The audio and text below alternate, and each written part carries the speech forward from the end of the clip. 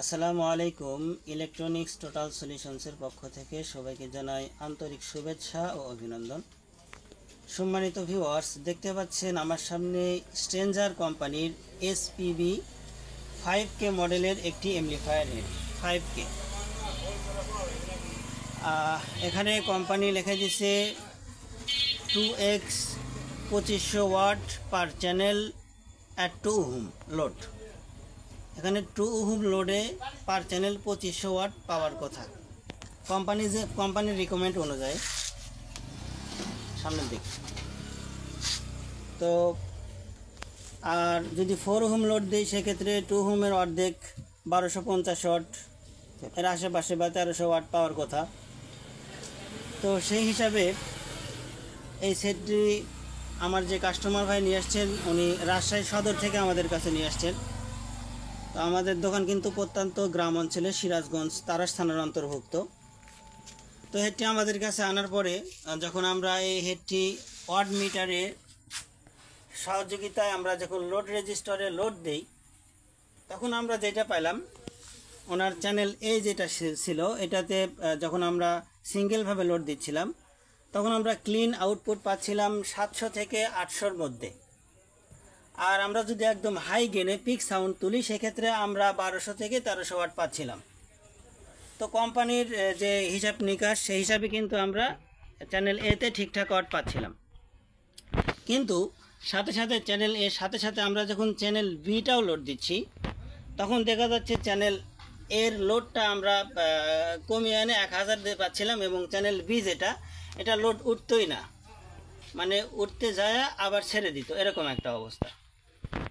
তো এরপরে যখন এই হেডটি আমরা সার্ভিসিং করলাম, চ্যানেল বিটা প্রপারভাবে যখন আমরা সার্ভিসিং করলাম, তো তখন দেখা গেল যে চ্যানেল বি আমাদের ঠিকঠাক আউটপুট দিচ্ছে 1500 থেকে 1300-র মধ্যেই একটা আউটপুট দিচ্ছিল, ক্লিন আউটপুট। কিন্তু এই পাশে আবার সমস্যা হলো কি, যে আমাদের চ্যানেল এটা তখন আবার কি করলো, লোড কমিয়ে দিল। তখন ঘুরে ফিরে কিন্তু একই দাঁড়াচ্ছে যে কোনো এক পাশ যদি আমরা লোড ঠিক করি আমাদের অপর পাশটা লোড ছেড়ে দিচ্ছে। তো এই হেডটার প্রবলেমই ছিল এটা। তো শেষ পর্যন্ত আমি একটা সিদ্ধান্ত নেই, এটা কাস্টমার ভাইকে বলিও নি এখন পর্যন্ত।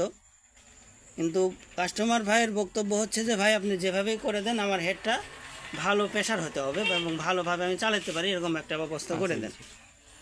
তো এখন আমি যে অবস্থা করেছি এটা একটা ক্লাস এইচ এমপ্লিফায়ার, আপনারা সবাই জেনে থাকবেন।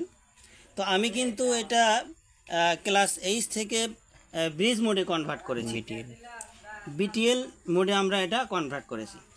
তো এটা যখন ক্লাস এইচে ছিল তখন কিন্তু এটার স্পিকার আউটপুটে কাজ করতো টোটাল 16 পিস ট্রানজিস্টর, মানে নেগেটিভ সাইডে ছিল 8 পিস এবং পজিটিভ সাইডে ছিল 8 পিস। তো টোটাল এক সাইডে 16 পিস ট্রানজিস্টর স্পিকার আউটপুটের ক্ষেত্রে এটা কাজ করত। তো এখন আমরা যেটা করেছি, টোটাল দেখতে পাচ্ছেন নেগেটিভ সাইডে 12 পিস এবং পজিটিভ সাইডে 12 পিস, টোটাল আমরা ব্যবহার করেছি 24 পিস ট্রানজিস্টর স্পিকার আউটপুটের ক্ষেত্রে। এবং ড্রাইভারের জন্য আমরা ব্যবহার করেছি 4 পিস ট্রানজিস্টর। তো টোটাল এখানে 24 সাথে 4, তাহলে টোটাল 28 পিস। তো 28 দুগুণা 26 পিস ট্রানজিস্টর দিয়ে আমরা হেডটি কমপ্লিট করেছি। তো এখন আমরা দেখব যে আমাদের যে এখানে লোড কয়েল আছে এটা কিন্তু 4 ওহম আছে। তো 4 ওহমে কোম্পানির রিকমেন্ড অনুযায়ী এটাতে 1200 থেকে 1300 ওয়াটের মতো পাওয়া যায়।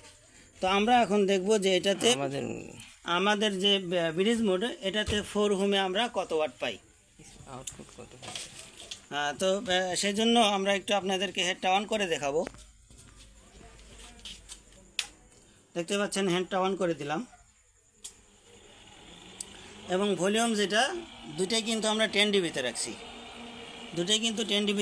এবং আমরা স্পিকার আউটপুটে আমাদের যে মাল্টিমিটারটা এটা এসি মোডে সিলেক্ট করে রাখছি, দেখতে পাচ্ছেন এসি। এবং সঙ্গে সঙ্গে এখান থেকে সরাসরি চলে গেছে আমাদের ওয়াট মিটারে। আমাদের ওয়াট মিটার 2000 ওয়াটের। তো এটাতে 2000 ওয়াট 2000 ওয়াটের উপরে যেহেতু উঠতেছে এটা কভার করতে পারবে না, এর উপরে চলে যাবে, তারপরে আমরা লাগিয়ে রাখছি। আর এখানে 4 ওহম লোড রেজিস্টার আমরা পার চ্যানেলে লাগিয়ে রাখছি।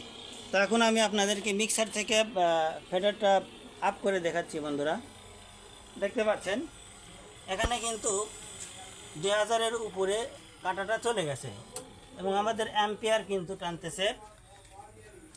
আপনাদের আরও একটু দেখাবো, এখানে ছেড়ে দিল যে এখানে দেখতে পাচ্ছেন 16 অ্যাম্পিয়ার একটা ফিউজ মানে ওভারলোড সুইচ লাগানো আছে, রিসেট সুইচ যেটা।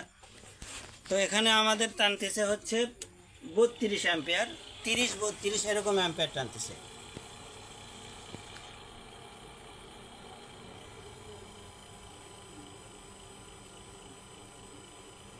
দেখতে পাচ্ছেন বন্ধুরা কত 28, 30, 32 এরকম অ্যাম্পিয়ার টানতেছে এবং বারবার এই সুইচটা উঠে যাচ্ছে। তো সুইচটা এখানে আমরা বেশি বেশি অ্যাম্পিয়ারের লাগাই দেবো, এখনও লাগানো হয়নি। আর আমরা আপনাদেরকে দেখাচ্ছি যে ভোল্টেজটা কত বের হয়। তো আপনাদেরকে এখানে স্পিকার আউটপুট ভোল্টেজটা দেখাবো। এসি মোডে আছে, আমরা ফেডারটা আপ করতেছি।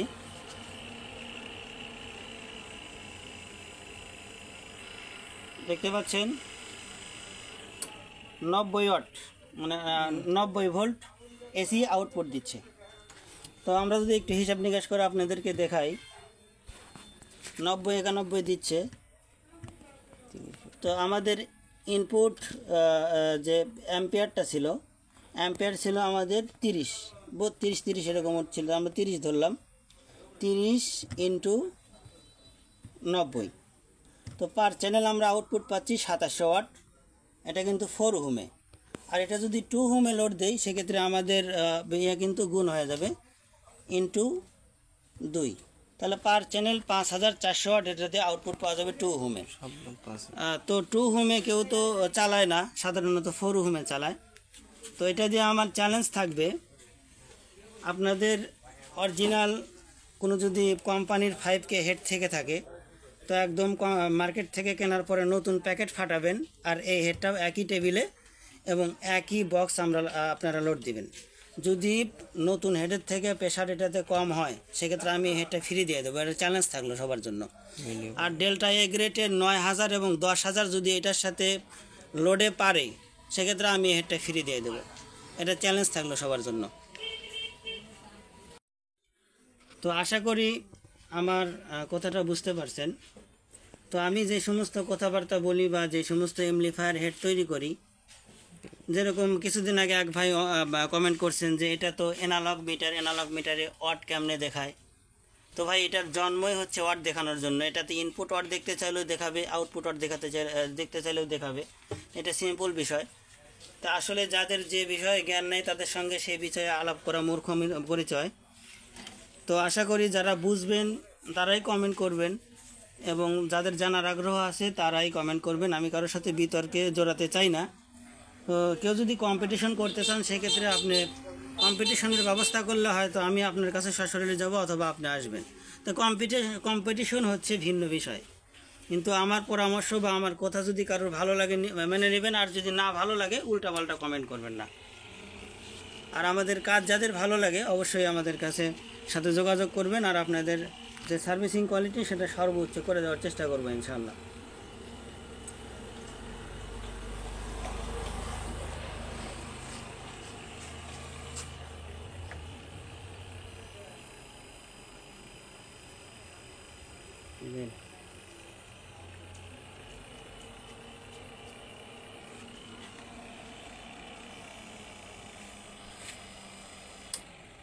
হুম।